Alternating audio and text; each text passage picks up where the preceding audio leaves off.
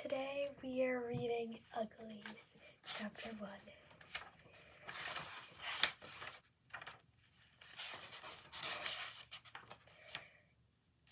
New Pretty Town.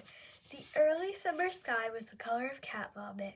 Of course, Tally thought you'd have to feed your cat only salmon-flavored cat food for a while to get the pinks right. The scuttling clouds did look a bit fishy, rippled into the scales by a high-altitude wind.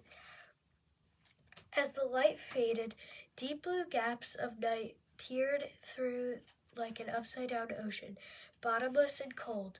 Any other summer, a sunset like this would have been beautiful, but nothing had been beautiful since Paris turned pretty. Losing your best friend sucks, even if it's only for 3 months and 2 days. Tally Youngblood was waiting for the darkness. She could see New Pretty Town through her open window. The party towers were already lit up, and the snakes of burning torches marked flickering pathways through the pleasure gardens. A few hot air balloons pulled at the tethers against the darkening pink sky, their passengers shooting safety fireworks at the other balloons and passing parasailers. Laughter and music skipped across the water like rocks thrown just with the right spin, their edges just as sharp as Tally's nerves. Around the outskirts of the city, cut off from the town by the black oval of the river, everything was in darkness. Everyone ugly was in bed by now. Tally took off her interface ring and said goodnight. Sweet dreams, Tally, said the room. She chewed up a toothbrush pill, punched her pillows, and shoved an old portable heater, one that produced about as much warmth as sleeping Tally-sized human being. Under the covers, when she crawled out the window. Outside, with the night finally turning coal black above her head, Tally felt instantly better. Maybe this was a stupid plan, but anything was better than another night awake, feeling sorry for herself. On a familiar leafy path down to the water's edge, it was easy to imagine Paris stealing silently behind her, sifting laughter, ready for a night of spying on the new pretties. Together, she and Paris had figured out how to trick the house minder back when they were 12, when the 3-month difference in their ages seemed like it would never matter. Best friends for life, Tally murmured, fingering the tiny scar on her right palm. The water glistened through the trees. She could hear the wavelets of a passing river skimmer's wake slapping the shore. She ducked, hiding in reeds.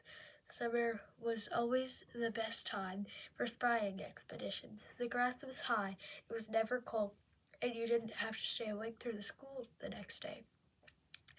Of course, Paris could sleep as late as he wanted now, just one of the advantages of being pretty.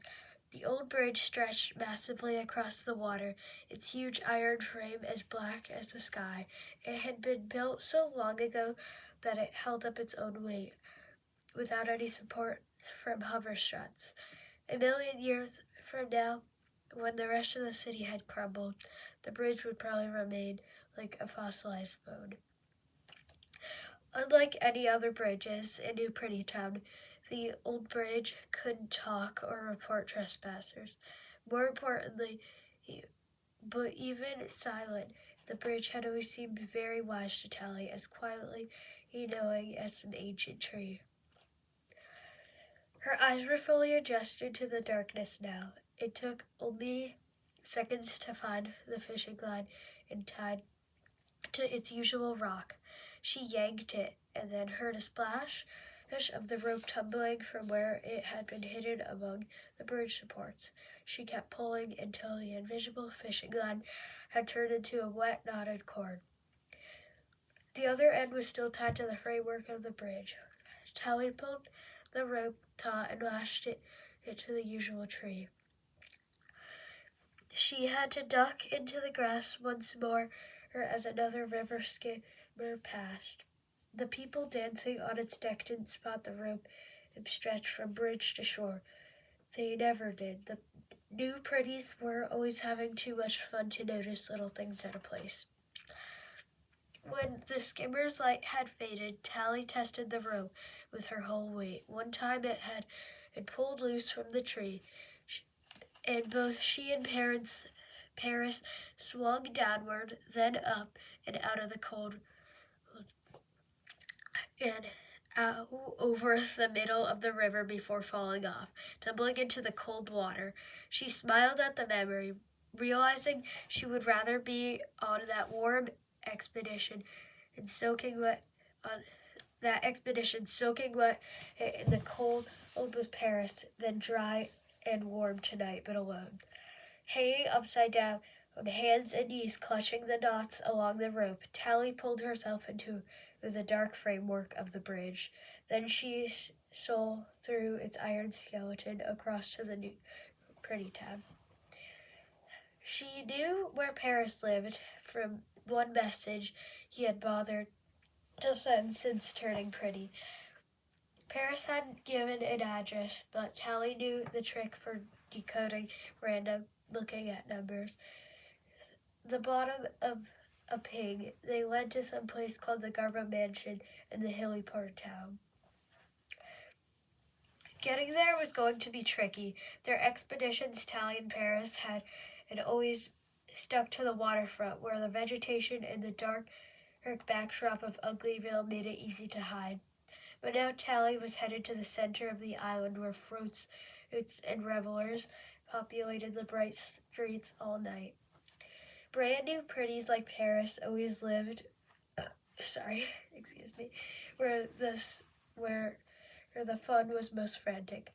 Tally had memorized the map, but if she made one wrong turn, she was toast. Without her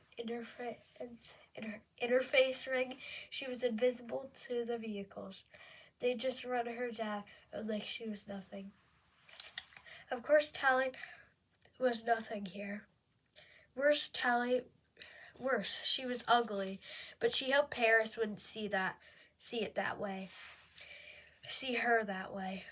Tally had no idea what would happen and if she got caught. This wasn't like being busted for forgetting her ring, skipping classes, or tricking the house into playing her music louder than it allowed. Everyone did that kind of stuff, and everyone got busted for it. But she and Paris had always been careful not to get caught on these expeditions. Crossing the river was serious business. It was too late to worry now, though. What could they do to her anyway? In 3 months, she'd be a pretty herself. Tally crept along the river until she reached a pleasure garden and slipped under into the darkness below with a row of weeping willows. Under their cover, she made her way alongside a path lit by guttering flames. A pretty couple wandered down the path. Tally froze, but they were clueless, too busy staring into each other's eyes to see her crouching in the darkness. Tally silently watched them pass, getting the warm feeling she always got at looking at a pretty face. Even when she and Paris used to spy from the shadows, giggling at the stupid things the pretty said and did, they couldn't resist staring. There was some magic in their large and perfect eyes, something that made you want to pay attention to whatever they said to protect them from any danger, to make them happy. They were so pretty. The two had disappeared around the next bend, and Tally shook her head to clear the mushy thoughts away. She wasn't here to gawk. She was an infiltrator, a sneak, and ugly, and she had a mission. The garden stretched into town, winding like a black river through the bright party towers and houses. After a few more minutes of creeping, she startled a couple hidden among trees. It was a pleasure garden after all, but in the darkness they couldn't see her face, and only teased her as she mumbled an apology and slipped away. She hadn't seen too much of them either, or just a tangle of perfect arms and legs. Finally, the garden ended, a few blocks from where Paris lived. Tally peered out from behind a curtain of hanging vines. This was farther than she and Paris had ever been together, and as far as her planning had taken her. There was no way to hide herself in these busy, well-lit streets. She put her finger up to her face, felt her wide nose, thin lips, too high forehead, tangled mass of frizzy hair. Oh, under one step out of the underbrush and she would be spotted. Her face seemed to burn as the light touched it. What was she doing here? She could turn back into the darkness of Uglyville, awaiting her turn. But she had to see Paris. She had to talk to him. She wasn't quite sure why, except she was sick of imagining 1,000 conversations with him every night before she fell asleep. They'd spent every day together since they were littlies, and now nothing. Maybe if they could just talk for a few minutes, her brain would stop talking to imaginary Paris. 3 minutes might be enough just to hold with her for 3 months. Tally looked up and down the street, checking for side yards to slink through the dark doorways to hide in. She felt like a rock climber, her facing a sheer cliff, searching for cracks and handholds. The traffic began to clear a little as she waited, rubbing the scar on her right palm. Finally, Tally sighed and whispered, "Best friends forever," and took a step into the light. An explosion of sound came from her right and she leaped back into the darkness. Stumbling among the vines, coming down hard on her knees in the soft earth, certain for a few seconds she'd be caught. But the conifery organized itself into a throbbing rhythm. It was a drum machine making its lumbering way down the street. Wide as a house, shimmered with the movement of its dozens of mechanical arms bashing at every size of a drum. It trailed, growing a bunch of revelers, dancing along with the beat, drinking and throwing their empty bottles to shatter against the huge, impervious machine. Tally smiled. The revelers were wearing masks. The machine was lobbying the masks out to the back, trying to coax more followers into the impromptu parade. Devil faces and horrible clowns, green monsters and gray aliens with big oval eyes, cats and dogs and cows and faces with crooked smiles or huge noses. The procession passed slowly, and Tally pulled herself back into the vegetation. A few revelers passed close enough that the sickly sweetness from their bottles filled her nose. A minute later, the machine had trundled half of a block farther. Tally jumped out and snatched a discarded mask from the street. The plastic was soft in her hand, still warm from having been stamped into shape inside the machine a few seconds before. Before she pressed it against her face, Tally realized that it was the same color as the cat vomit pink of the sunset, with a long snout and 2 pink little ears. Smart adhesive flexed against her skin as the mask settled onto her face. Tally pushed her way through the drunken dancers out to the other side of the procession and ran down the side of the street toward the Garbo mansion wearing the face of a pig.